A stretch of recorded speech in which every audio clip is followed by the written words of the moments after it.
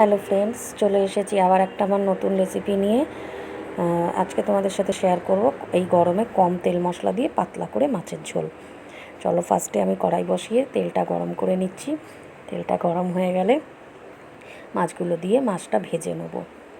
এটা জ্যান্ত কাতলা মাছ, একটু সাইজে বড়, তাই এরকম পিস করে এনেছে।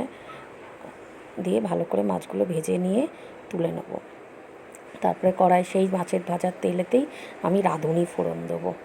রাঁধুনি ফোড়ন দিলে ফ্লেভারটা মানে খুব ভালো লাগে আমার।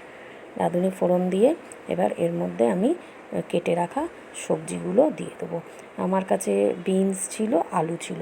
বিনস আলু দিয়ে মাছের ঝোল আমার খুব ভালো লাগে। বিনস আর আলু দিয়ে এবার ওর মধ্যে নুন দিয়ে দেবো। নুন দিয়ে একটু নাড়াচাড়া করে ভাজা ভাজা মতন হয়ে আসলে আমি এর মধ্যে মশলা দিয়ে দেবো। হলুদ, ধনে জিরের গুঁড়ো, লঙ্কার গুঁড়ো, সামান্য একটু লঙ্কার গুঁড়ো দেবো। গরম তো বেশি ঝালকে না, টমেটো কুচিয়ে দিয়ে দেবো। দিয়ে এবারে নাড়াচাড়া করব ভালো করে। একটু সামান্য জল দিয়ে দিলাম, তো মশলাটা যাতে নিচে না লেগে যায়। এবার ভালো করে নাড়াচাড়া করে নিয়ে এর মধ্যে পরিমাণ মতন, দেখো মশলা সাইড দিয়ে তেল ছেড়ে গেছে। এবার আমি এর মধ্যে জল ঢেলে দেবো। জল ঢেলে দিয়ে কিছুক্ষণ রেখে তারপরে আমি যেই ফুটে উঠবে, ফুটে ওঠার পরে দেখবে আলুগুলো দেখো সিদ্ধ হয়েছে কিনা দেখছি। আলুগুলো সিদ্ধ হয়ে এসছে।